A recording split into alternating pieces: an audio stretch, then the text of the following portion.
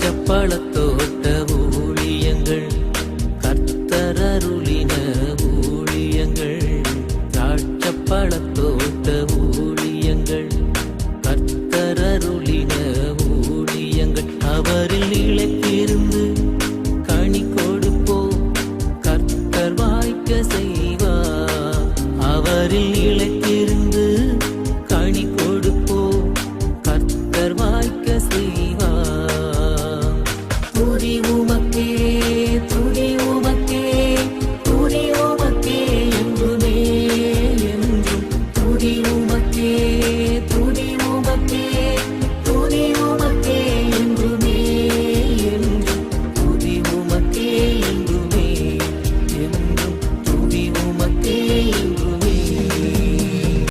சிறியவனை பொழுதிலிருந்தும் எளியவன குப்பையிலிருந்தும் எடுத்து உயர்த்தி ராஜாக்களோடும் பிரபுக்களோடும் வந்திருக்கச் செய்கிற அருமை ஆண்டவர் இயேசு கிறிஸ்துவின் இனிதான நாமத்தினாலே உங்கள் யாவருக்கும் என்னுடைய அன்பான வாழ்த்துதல்கள். நீங்கள் கோடா கோடியாய் பெருகுவீர்களாக, உங்களுடைய பிள்ளைகள் கோடா கோடியாய் பெருகுவார்களாக என்று வாழ்த்துகின்றேன், ஆசீர்வதிக்கின்றேன். பிரியத்துக்குரியவர்களே, கர்த்தருடைய கிருபை நம்மை ஒவ்வொரு நாளும் தாங்கி நடத்தி ஏந்தி சுமந்து வருகிறது. இம்மட்டும் நடத்திய நம்முடைய ஆண்டவர் இனிமேலும் நம்மை நடத்துவதற்கு அவர் போதுமானவராக இருக்கின்றார். இந்த மாதம் நாம் அந்த சுத்த கிருபையினாலும் இரக்கத்தினாலும் நாம் கடந்து வந்திருக்கிறோம். அவருக்கு நாம் இந்த நாள் முழுவதும் நாம் நன்றி செலுத்துவோம். ஏனென்றால் இந்த பூமியில் நாம் ஒவ்வொரு நாளும் அவருடைய கிருபையினாலேயே நாம் நிற்கின்றோம், பிழைக்கின்றோம். நம்முடைய இருதயம் இன்றைக்கு நன்றியினாலே நிரம்பி ஆண்டவரை முழுமையாக சோத்தரித்து கொண்டே இருக்கும் என்றால் பரத்தில் இருக்கிற கர்த்தர் அதை பார்ப்பார், நிச்சயமாக பார்ப்பார். நம்முடைய எண்ணங்கள் எப்படிப்பட்டவைகளாக இருக்கிறது என்பதை அவர் நன்கு அறிவார். நாம் ஆண்டவரை இந்த பூமியில் இந்த நாட்களில் நம்முடைய கிருபையினாலே இருக்கிறேன், நம்முடைய கிருபையினாலே இந்த ஜனவரி மாதத்தை நான் முடிக்கின்றேன். ஆண்டவரை எவ்வளோ பேர் கடந்து போய்விட்டார்கள், நானும் உம்முடைய கிருபையினாலே நிற்கின்றேன்.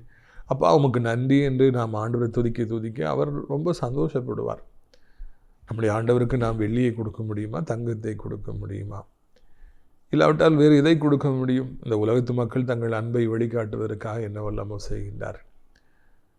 நாமோ ஆண்டவருக்கு நன்றி பலிகளைத்தான், சோத்திர பலிகளைத்தான் நாம் ஏறெடுக்க முடியும். ஒரு மாதத்தை முடிக்கும் பொழுதும் சோத்திர பலிகளை கண்டிப்பாக ஏறெடுத்து தான் முடிக்க வேண்டும். இன்னொரு மாதத்துக்குள்ளே பிரவேசிக்கிற பொழுதும் நிச்சயமாக நன்றி பலிகளை நாம் ஏறெடுத்து கொண்டே தான் நாம் பிரவேசிக்க வேண்டும். அப்பொழுது கர்த்தர் நம்மிலே அதிகமாக பிரியப்படுவார். என்பல அல்ல அப்பா, என்னுடைய அறிவு அல்ல, என்னுடைய கடின உழைப்பு அல்ல, எல்லாம் உடைய கிருபை அப்பா, கிருபை அப்பா, கிருபை, நன்றி அப்பா, நன்றி என்று நாம் அவரை துதிக்க நம்மிலே அவர் அதிகமாய் சந்தோஷப்படுவார். இன்னும் அதிகமான ஆசீர்வாதங்களை எல்லாம் அவர் நமக்கு நிச்சயமாக தருவார் என்பதில் சந்தேகமே இல்லை. ஒருவேளை இந்த ஜனவரி மாதம் முழுவதும் ஆண்டவர் நம்மை பாதுகாத்தார், நம்முடைய ஊழியங்கள் எல்லாவற்றையும் ஆசீர்வதித்திருக்கின்றார். முக்கியமாக அடைக்கலான் குருவி இல்லம் எனப்பட்ட அந்த முதியோர் இல்லம் நம்முடைய கனவாக இருந்தது. எப்படியாவது முதியவர்களை வைத்து அங்கு பராமரிக்க வேண்டும் என்று சொல்லி நாம் வெகு நாளாக ஆசைப்பட்டோம். அதற்காக ஆண்டவரிடத்தில் நான் ஜெபித்தோம். நம்முடைய மன விருப்பங்கள் நிறைவேற்றுகின்ற கர்த்தர் இந்த நாட்களில் இந்த அடைக்கலான் குருவி இல்லத்தை நான் கட்டி முடிக்க உதவி செய்திருக்கிறார். 4 பேர் அங்கு இருக்கிறார்கள். இன்னும் 4 பேர் வருகிற மாதத்தில் சேர்வதற்காக அழைத்திருக்கிறார்கள். நீங்களும் கூட இந்த நாட்களிலே உங்களுடைய பெற்றோர்களை கவனிக்க முடியாத ஒரு சூழ்நிலையில் இருப்பீர்கள் என்றால், பிள்ளைகள் வெளியூரில் வெளிநாட்டில் இருப்பாங்கன்னா நீங்கள் தாராளமாக இந்த ஆவிக்குரிய முதியோர் இல்லத்திற்கு, அதாவது அடைக்கலான் குருவி எனப்பட்ட இந்த ஆவிக்குரிய முதியோர் இல்லத்திற்கு உங்கள் பெற்றோர்களை அனுப்பலாம் என்பதை மிக்க மகிழ்ச்சியோடு கூட நான் தெரிவித்துக் கொள்ள விரும்புகின்றேன். இது முக்கியமான சிறப்பம்சம் என்னவென்றால், காலை 10 மணி முதல் 12 மணி வரைக்கும் தினந்தோறும் அங்கே இருக்கிற அந்த அடைக்கலான் குருவிகளுக்காக சிறப்பு ஜெபம் ஏறெடுக்கப்படும். வருவில் சேர் ஐயா மற்றும் தீப்புரி தேவராயா போன்றவர்கள் சில நேரம் நாம் போய் ஜெபத்தை நடத்துகின்றோம். ஞாயிறு தோறும் அவர்கள் ஆராதனைக்கு அனுப்பி வைக்கப்படுகின்றார்கள். இப்படியாக அங்கே ஒரு அனுகூலமான ஒரு சூழ்நிலை உண்டாயிருக்கிறது. நல்ல சுவையான உணவுகளை அவர்களுக்கு நாம் கொடுக்கின்றோம். இப்படியாக அவர்களுக்கு வாக்கிங் போகிற வசதி, நல்ல விசாலமான இடம், அடைஞ்சு கிடக்கணுங்கிற அவசியம் இல்லை. எனவே இதை நீங்கள் மனதில் வைத்துக் கொள்ளுங்கள். தெரிந்தவர்கள் இருப்பார் என்றாலும் அவரிடத்தில் நீங்கள் சொல்லுங்கள். இங்கே தங்கி பணிபுரிவதற்கு நல்ல அர்ப்பணிப்பு உள்ளமுடைய, தொண்டு செய்ய வேண்டும், ஊழியம் செய்ய வேண்டுங்கிற விருப்பம் உள்ளவர்கள் தாராளமாக என்னை தொடர்பு கொள்ளலாம். பிரியத்துக்குரியவர்களை, இந்த வாரம் முதல் சனிக்கிழமையாக இருக்கின்றபடியினாலே நாகர்கோவிலில் வைத்து நம்முடைய விடுதலை நாள் கூட்டங்கள் நடைபெறும். ஒய்எம்சி ஹால், அதாவது WCC காலேஜ் விஜயதா மண்டபத்துக்கு மேற்கு பகுதியில் இது இருக்கிறது. காலை 10 மணிக்கு ஆரம்பித்து 1 மணிக்கு முடியும். அவர்கள் ஜனங்கள் திரளாக இருக்கிறீங்க. கண்டிப்பாக வந்து பங்கேற்க வேண்டும் என்று உங்களை அன்போடு கூட நான் அழைக்கின்றேன். கூட்டத்தின் இறுதியிலே உங்களுக்கு ஆடியார் தனித்தனியாக ஜெபிப்பேன். அனைவருக்கும் அன்பின் விருந்தி வழங்கப்படும் என்பதையும் கூட மிக்க மகிழ்ச்சியோடு கூட நான் தெரிவித்துக் கொள்கிறேன். தொடர்ந்து நாங்கள் உங்களுக்கு ஆஜபிக்கிறோம். நீங்களும் கூட இந்த ஊழியத்திற்கு ஆஜபியுங்கள். 2 சாமுவேல் 19வது அதிகாரம் 31வது வசனம் முதல். இதோ கூஷி வந்து, ராஜாவாகி என் ஆண்டவனே, நற்செய்தி, இன்று கத்தர் உமக்கு விரோதமாய் எழும்பின எல்லாரின் கைக்கும் உம்மை நீங்களாக்கி நியாயம் செய்தார் என்றான். கூசி எனப்பட்ட அந்த வாலிபன் இப்பொழுது நாம் காண்கிறோம், ஓடி வந்து அந்த யுத்தத்தில் ஆண்டவர் தாவீதின் டீமுக்கு வச்சு கொடுத்துட்டாருங்கிற நல்ல செய்தி அறிவிக்கும்படியாக அங்கே ஓடி வருகின்றார். இன்னொரு பக்கம் அகிமாஸ் எனப்பட்ட அந்த ஆசாரியனுடைய மகன் ஓடி வருகின்றார். எல்லாரும் தாவீதுட்டு போய் சொல்லிடணும், உமக்கு வெற்றி கிடைத்து விட்டதுக்கு நல்ல செய்தி எப்படியாவது தாவீதை சொல்லணும்னு சொல்லி போட்டி போட்டு ஓடி வந்தார்கள். தாவீதுக்கு நல்ல செய்தி நான் தான் சொல்லுவேன்னு சொல்லி கூஷிக்கு ஒரு பக்கம் ஆசை, இன்னொரு பக்கம் அகிமாஸுக்கு ஆசை என்று இவர்கள் இருவருமே போட்டி போட்டு வந்தார்கள் என்று நாம் காண்கிறோம். ஒருவேளை தாவீது தன் வாழ்க்கையில் இந்த அப்சலோமாலே பட்ட பாடுகள் கொஞ்சம் நஞ்சமல்ல. அவர் அந்தளவுக்கு வேதனைகளை அவர் சந்தித்தார். இப்பொழுதோ அவருக்கு ஒரு நல்ல செய்தி வந்திருக்கிறது.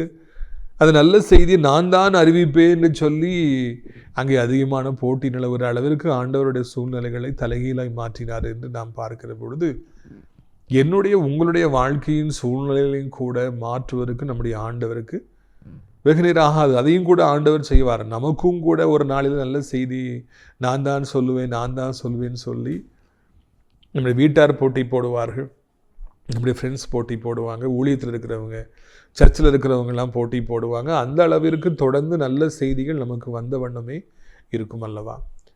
ஒரு காலம் இருந்த பொழுது தந்தி என்று சொல்லுவார்கள். நம்ம இப்போ மெயில் அனுப்புகிற மாதிரி, இல்லைன்னா வாட்ஸ்அப்பில் நம்ம மெசேஜ் பண்ணுற மாதிரி அந்த நாட்களில் அவங்க போஸ்ட் ஆஃபீஸ் மூலமாக அந்த தந்தி என்பதை அனுப்புவார்கள். அதை வீட்டுக்கு வந்து கொடுப்பாங்க. அது வந்துருச்சுனாலே எல்லாரும் அழுவார்கள். என்னவென்றே தந்தியை திறந்தே பார்க்க மாட்டார்கள். காரணம் என்னவென்றால் அந்த காலத்தில் அந்த அளவுக்கு தந்தி வந்து விட்டாலே பாட்டியம்மா இறந்துட்டாங்க, தாத்தா இறந்துட்டாங்க, இல்லைனா ஏதோ ஒரு துர்ச்செய்தி தான் வருது என்று சொல்லி ஜனங்கள் நினைப்பாங்க. அதனால் அவங்க கதறி அழுவதை வழக்கமாக வைத்திருந்தாங்க. ஒரு தூர இடத்துலேருந்து ஒரு செய்தி வருகிற பொழுது, வேலை கிடைத்து விட்டது, சம்பளம் கிடைத்து விட்டது, புதுசாக வீடு வாங்குறதுக்கு இந்த பணத்தை வச்சுக்கிடுங்க, இல்லைனா இவங்களுக்கு ஹெல்ப் பண்ணுறதுக்கு இதை வைங்க, உங்களுக்காக நான் இவ்வளோ பணத்தை அனுப்பியிருக்கிறேன். ஒரு நல்ல செய்தி வருகிற பொழுது யாருடைய உள்ளமாக இருந்தாலும் அது குழந்து விடும். யாருடைய மனதாக இருந்தாலும் அது பெரிய சந்தோஷத்தை ஏற்படுத்தும் என்பதில் எந்த சந்தேகமும் கிடையாது. மனிதர்கள் எனக்கு ஏதாவது ஒரு நல்ல செய்தி வந்து விடாதா, இன்றைக்கி யாராவது எனக்கு பணம் அனுப்பிவிட மாட்டார்களா, இன்றைக்கு எனக்கு வேலை கிடைத்து விடாதா, இன்றைக்கு எனக்கு திருமணமாகி அதற்கான வாசல்கள் திறந்து விடாதா, இத்தனையோ வருடமாய் குழந்தை இல்லாமல் இருக்கிறேன், இன்றைக்கு அந்த குழந்தைக்கான செல்வத்திற்கான ஒரு வழி திறந்து விடாதா, இன்றைக்கு என் பிள்ளைக்கு ஒரு அற்புதம் நடந்து விடாதா. ஜனங்கள் நல்ல செய்தி என்று சொல்லி காத்திருக்கிறாங்க. அதுதான் நம்ம நம்முடைய மனது எப்பொழுதுமே நல்ல செய்திக்காக இயங்குகின்றது என்பதை நாம் புரிந்து கொள்ள வேண்டும். தேவனுடைய பிள்ளைகளாய் இந்த பூமியில் வாழ்கிற நமக்கு அநேக நேரங்களிலே இதுபோல் நல்ல செய்திகள் வராதா என்று காத்திருக்கிற பொழுது ஆண்டவர் இந்த 2024 வருடத்தில், என் மகனே மகளே, உனக்கும் கூட நான் நல்ல செய்திகளை நான் கொண்டு வருவேன். அந்த செய்தி மிகவும் நல்ல செய்தியாக இருக்கும். அந்த நல்ல செய்தியை உனக்கு தெரிவிப்பதற்காக அநேகர் போட்டி போடுவார்கள் என்று சொல்லி இந்த நாளிலே நம்மிடத்தில் ஒரு பேசுகின்றவராக இருக்கிறார். எல்லாவற்றுக்கும் ஒரு காலம் உண்டு என்று சொல்லி ஞானி எழுதுகிறார். எல்லாத்துக்கும் ஒரு காலம் உண்டு. இதை நான் அடிக்கடி பிரசங்கம் பண்ணும்போது சொல்வது உண்டு. ரொம்ப கஷ்டப்படும் போதெல்லாம் நீங்கள் இதுதான் சொல்லணும், எல்லாத்துக்கும் ஒரு காலம் உண்டு. இன்றைக்கு நான் பாடுபடுவதற்கு, நான் கண்ணீர் வடிப்பதற்கு, நான் துக்கப்படுவதற்கு, வேதனைப்படுவதற்கு இப்படிப்பட்ட ஒரு காலம் உண்டாயிருக்குது. ஆண்டவர் அனுமதிச்சிருக்கிறாங்க. எதிரிகளெல்லாம் சிரிக்கிறாங்க, நானோ கீழே விழுந்து அழுது கொண்டிருக்கிறேன். ஆனால் கூட எல்லாவற்றுக்கும் ஒரு காலம் உண்டு. அவர்கள் கீழே விழவும் நான் எழும்பி நிற்கவும் ஒரு காலம் வரும். எல்லாவற்றுக்கும் ஒரு காலம் உண்டுன்னு சொல்லணும். அப்படி நம்ம காலம், எல்லாவற்றுக்கும் ஒரு காலம் உண்டு. ஆண்டவர் எல்லாவற்றுக்கும் ஒரு காலத்தை உண்டாக்குவார், எனக்கும் ஒரு காலத்தை உண்டாக்குவார் என்று சொல்லி நான் சொல்லி போய்கொண்டே இருக்கிற பொழுது ஆண்டவர் ஒரு நாள் வரும், அப்பொழுது நிச்சயமாக நமக்கு ஒரு காலம் உண்டாக முடியாது செய்வார். அப்பொழுது எதிரிகள் தாழ்த்தப்படுவார்கள், எதிரிகளுக்கு அடியை ஆண்டவர் கொடுப்பார், கீழே விழுந்து கிடப்பார்கள், நாமும் நிமிர்ந்து எழும்பி நிற்போம். நமக்கு ஒரு நல்ல செய்தி அல்ல, 2 நல்ல செய்தி அல்ல, பல நல்ல செய்திகளை ஆண்டவர் நமக்கு தருகின்றவராக இருக்கின்றார். நான் 10வது படித்த பொழுது அந்த ஸ்கூலில் ஸ்டேட் ஃபஸ்ட்டு வந்தேன். அப்போ நான் நெய்வேலியில் நாத்தார்காடு ஸ்ட்ரீட்டில் வச்சு அந்த ஸ்போர்ட்ஸ் மீட் நடந்துச்சு. இப்போ இஸ்ரேல் சார் தான் எங்களை கூப்பிட்டு போயிருந்தாங்க. நாசிரியத்தில் பிடி மாஸ்டராக இருந்தாங்க, பிள்ளையம்மனை சார்ந்தவங்க.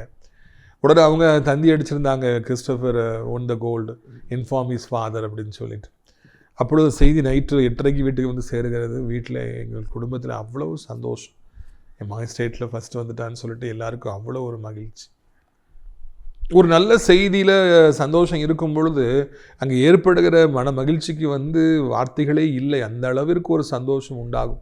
இந்த வருஷம் தேவனுடைய பிள்ளையாகி உங்களுக்கு அப்படிப்பட்ட நல்ல செய்திகள் வந்து கொண்டே இருக்கும். மிகவும் அதிகமான நல்ல செய்திகள் வரும். அது மாத்திரமல்ல, நான் தான் அந்த செய்தியை சொல்லுவேன் என்று சொல்லி எல்லாரும் அங்கே பேசத்தக்கதாக அங்கே ஒரு சூழ்நிலை உண்டாகும் என்பதில் சந்தேகமே இல்லை. பிரியத்துக்குரியவர்கள், அங்கே என்ன நடக்குது பாருங்கள். 32ஆம் வசனம். அப்பொழுது ராஜா கூசியை பார்த்து, பிள்ளையாண்டானாகி அப்சலோம் சுகமாக இருக்கிறானா என்று கேட்டதற்கு கூசி என்பவன், அந்த பிள்ளையாண்டானுக்கு நடந்தது போல ராஜாவாகிய என் ஆண்டவனுடைய சத்துருக்களுக்கும் பொல்லாப்பு செய்ய உமக்கு விரோதமாக எழும்புகிற யாவருக்கும் நடக்க கடவுது என்றார். அப்போது ராஜா அவர் உமக்கு பயங்கர வெற்றி கிடச்சிருச்சுன்னு சொன்ன உடனே வேறு எதுவுமே கேட்கல. தாவீதுடைய ரெஸ்பான்ஸை பாருங்கள். பிள்ளையாண்டா நல்லா இருக்கிறானா, அப்சலோம் நல்லா இருக்கிறானா, பாதுகாப்பாக இருக்கிறானா.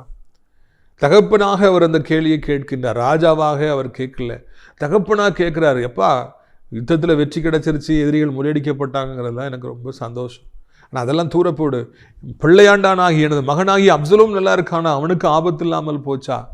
அதுதான் தகப்பனுடைய உள்ளம், தகப்பனுடைய அன்பு. தன்னை கொல்ல வந்திருக்கிற தன் மகனாகிய அந்த அப்சலோம் நல்லா இருக்கிறானா, பாதுகாப்பாக இருக்கிறான்னு சொல்லி அப்பா கேட்கின்றார்.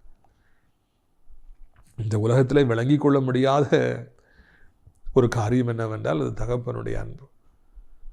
தகப்பனுடைய அன்பு பிள்ளை மேலே அது கரை புரண்டு வருகிறது, கரை கடந்து வருகிறது.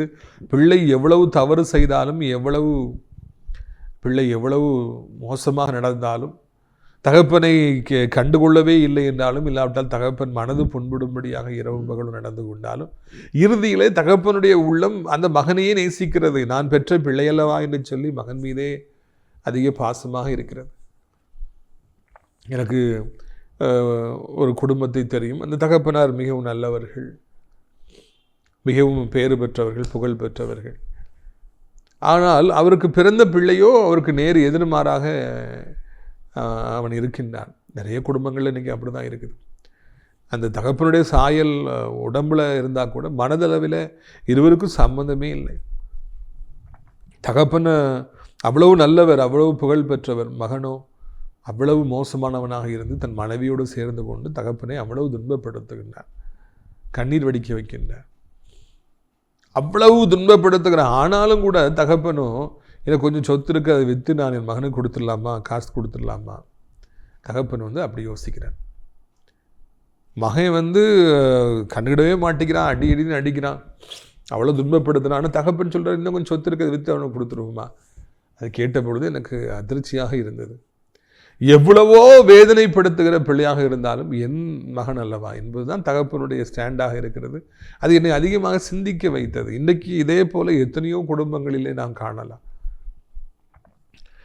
பிள்ளையின் மீது இருக்கிற அன்பு அவருடைய கண்களை குருடாக்குகின்றது. தாய்மாராக இருக்கட்டும், தகப்பன்மாராக இருக்கட்டும், பிள்ளைகள் என் பிள்ளை என்கிற அந்த காரியம் அவருடைய கண்களை குருடாக்குகிறது. அந்த அன்பு கண்களை குருடாக்குகிறது. True love binds and blinds the eyes of the father and mother.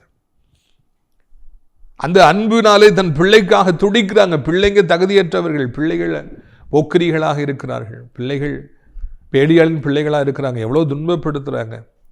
ஆனாலும் கூட இது என் மகன் அல்லவா, என் பிள்ளை அல்லவா என்று சொல்லி உள்ளமானது துடிக்கின்றது. இந்த அன்புதான் உலையேற பெற்ற அன்பு, தகப்பனுடைய அன்புதான் வெளியேற பெற்ற அன்பு. தன் பிள்ளைக்காக அந்த தகப்பனுடைய உள்ளமானது அதிகமாக துடிக்கின்றது. அது நம்மை விளங்கி கொள்ள முடியாத அளவிற்கு நமக்கு இருக்கின்றது. ஒருவேளை கெட்டகுமாரன் அவ்வளவு தவறு செய்து, அவ்வளவு சொத்துக்களை அழித்து, அவ்வளவு அவப்பெயரை பெற்றுக் கொடுத்து, இறுதியில் நாட்டம் அடித்து வீட்டுக்கு வந்த பொழுது தகப்பனிடத்தில் தன் பாவத்தை அறிக்கை செய்கிறார். அப்பா, நான் உடைய பிள்ளை என்று அழைக்கப்படுவதற்கு நான் தகுதியானவனே அல்ல, பாத்திரவானே அல்ல, என்னை வேலைக்காரனாக வச்சுக்கிடுங்கப்பா, எனக்கு சாப்பாடு தாங்கப்பா. ஆனால் அப்பா அதெல்லாம் காது கொடுத்து கேட்கவே இல்லை. என் மகனே நீ வந்து விட்டாயா என்று அவனை கெட்டி பிடித்து முத்தம் கொடுத்து ஓ என்று அழுதார். உடனடியாக அவனை குளிப்பாட்டி அவனுக்கு மறுபடியும் எல்லா வசதிகளையும் செய்து கொடுத்தார். இதுதான் தகப்பனுடைய அன்பு. வாலிபனே, வாலிப மகளே, தகப்பனுடைய அன்பை நீ புரிந்து கொள். இது எப்பொழுதும் கிடைக்காது. அது விளைய தேனிலும் தெளிதேனிலும் அது இனிமையானது, மதுரமானது ஒன்று. இன்னொன்று அது தங்கத்திலும் விளையேற பெற்றது. அப்பா இருந்தாங்கன்னா அது ஒரு கோடி பேருக்கு சமம். நமக்கு பக்கபலமாக இருப்பாங்க. இன்னொன்று, உலகப்புறமான தகப்பனுடைய அன்பே அப்படி இருக்கிறது என்றால் பரம தகப்பனுடைய அன்பு எப்படிப்பட்டதாக இருக்கும் என்பதையும் நான் சிந்தித்து பார்க்க வேண்டும். ஹெவன்லி ஃபாதர், ஹெவன்லி டேடி, அவர் நம்மகிட்ட எவ்வளோ பாசமாக இருப்பார். நாம் செய்த பாவங்கள் எத்தனை, அக்கிரமங்கள் எத்தனை, வாலிப வயதில் நாம் செய்த பாவங்கள் எத்தனை, தெரியாமல் மறைமுகமாக செய்த, அந்தரங்கத்தில் செய்த பாவம் எத்தனை, துணிகரமாக செய்த பாவங்கள் எத்தனை, நாம் பேசிய வார்த்தைகள் எத்தனை, இத்தனை பேரை காயப்படுத்தினோம், எத்தனை பேருக்கு முன்பாக பெருமையாக நடந்தோம் என்று நம்முடைய வாழ்க்கையை திரும்பி பார்த்தால் நமக்கே நம்மை பிடிக்காது. என்றால் அந்த அளவுக்கு கேடுகட்ட ஒரு வாழ்க்கைனா வாழ்ந்தோம். அப்படித்தானே? சொல்லுங்கள் பார்க்கலாம். அவ்வளவு மோசமாக வாழ்ந்திருந்தாலும் கூட இன்றைக்கு வரைக்கும் நம்முடைய ஆண்டவர் நம்மை வெறுத்து விட்டாரா? என்னுடைய வராதே என்று புறக்கணித்து நம்மை தள்ளி விட்டாரா? இல்லைனா நீ என்கிட்ட வரக்கூடாது, நீ என் முகத்திலே முழிக்கக்கூடாதுன்னு சொல்லி அவர் சொன்னாரா? இல்லை. நாம் எப்பொழுதெல்லாம் அவரிடத்தில் வந்தோமோ அப்பொழுதெல்லாம் வா என்று இருக்கிற நீட்டி நம்மை அழைத்து, நம்மை முத்தமிட்டு, நம்மை அவருடைய பிள்ளையாக மாற்றி இன்றைக்கு நமக்கு யாருக்கும் கொடுக்காத பாக்கியத்தை கொடுத்து நம்மை ஆசீர்வதித்திருக்கிறார் அல்லவா? என் பிள்ளை என்று போகிற இடமெல்லாம் ஆண்டவர் நம்மை காண்பிக்கிறார் அல்லவா? உயர்த்தி உயர்த்தி உயர்த்தி நம்மை ஆசீர்வதித்து என்னுடைய மகன், என்னுடைய பிள்ளை என்று சொல்லி எல்லாருக்கும் காண்பிக்கிறார் அல்லவா? அதுதான் தெய்வத்துடைய அன்பு. இங்கே இந்த அப்சலோமுக்கு ஒரு தகப்பன் இருந்தது போல எனக்கு தகப்பன் இல்லை. ஏனென்றால் என் தகப்பன் நான் சின்ன வயதில் இருக்கும் பொழுது மரித்து போய்விட்டார். அப்பொழுது நான் உடைந்து போனேன். ஆனால் அந்த நேரத்தில் கர்த்தர் எனக்கு கொடுத்த ஒரே ஒரு வாக்குத்தத்தம் என்றால், இனி நான் உனக்கு தகப்பனாக இருப்பேன் என்பதுதான். அந்த நாளிலிருந்து இந்த நாள் வரைக்கும் என்னுடைய ஆண்டவர் அவர் எனக்கு பரம தகப்பனாக இருந்து என்னை அழகாக வழிநடத்தி வருகிறார். இந்த தகப்பனுடைய அன்புதான் பிரதானம் என்பதை நாம் புரிந்து கொள்ள வேண்டும். உலகத்தில் இருக்கிற காலங்களில் உலக தகப்பன் நமக்கு அன்பு முக்கியம். அதை நம்ம இழந்துடக்கூடாது. அப்பாவை நம்ம புண்படுத்திடக்கூடாது, காயப்படுத்திடக்கூடாது. அப்பாவுக்கு செய்ய வேண்டிய கடமைகளை நாம் செய்யணும். அது பெரிய ஆசீர்வாதம். இந்த பூமியிலே உன் வாழ்நாட்கள் நீடித்திருப்பதற்கும் எல்லாம் உனக்கு சுகமாக இருப்பதற்கும் உன் தகப்பனையும் உன் தாயையும் நீ கனம் பண்ணுவாயாக. நம்ம அப்பாவை கனம் பண்ணுறது அவ்வளோ முக்கியமாக இருக்குது. காலையில் படிக்கிற பசங்கள்லாம் இன்னைக்கு தகப்பன்கிட்ட பேசுகிறதே கிடையாது. தகப்பனை திரும்பி பார்க்கறது கூட கிடையாது. தகப்பனாலே அவங்களுக்கு கசப்பாக இருக்கிறது. நண்பர்கள் என்றால் இனிப்பாக இருக்கிறது. ஒரு காசுக்கும் பிரயோஜனம் இல்லாத அவர்களோடு நின்று மணிக்கணக்காக பேசுவது பிரயோஜனமாக, சந்தோஷமாக, இனிப்பாக இருக்கிறது. ஆனால் அப்பாட்ட பேசுறது எட்டிக்காயை போல கசப்பாக இருக்கிறது. எனக்கு ஒரு சகோதரனை தெரியும். அவர் ஒரு மனம்போன போக்கிலே வாழ்கிற ஒரு உல்லாசமான வாழ்க்கை அனுபவிக்கிற மகன். பெற்ற தாய் தகப்பன் இருவரும் அவ்வளவு பரிசுத்தவான்கள், அவ்வளவு நீதிமான்கள், அவ்வளவு ஜெபிக்கிறவர்கள். ஆனால் அவர்களுக்கு பிறந்த பிள்ளையோ ஒரு பக்கம் நான் ஜெபிக்கிறேன்னு சொல்லிக்கொண்டு இன்னொரு பக்கம் மிக மோசமான வாழ்க்கை, பல பெண்களோடு தொடர்பு. இறுதியிலே அப்படியாக அவருடைய பாவ வாழ்க்கையில் அநேக பெண்கள் ஒரு பெண்ணை அழைத்து கொண்டு சொந்த ஊருக்கு வருகிறார். அப்பா அம்மாவுக்கு வயதான காலம். அப்பாவுக்கு ரொம்ப மகன் மேலே பாசம். அப்போ அப்பா கடைசி காலத்தில் இருக்கிறாங்க. மகனோடு நிறைய டைம் ஸ்பெண்ட் பண்ணணும்னு நினைக்கிறாங்க. ஆனால் இவர் என்ன செய்தார்? தான் அழைத்து கொண்டு வந்த கேர்ள் ஃப்ரெண்டை லாட்ஜில் தங்க வைத்து அந்த பெண்ணோடே அவர் இருப்பார். சொந்த ஊருக்கு வந்திருக்கிறார், ஆனால் வீட்டிலே இருக்க மாட்டார். அந்த பெண்ணோடையே நேரத்தை செலவழிப்பார்.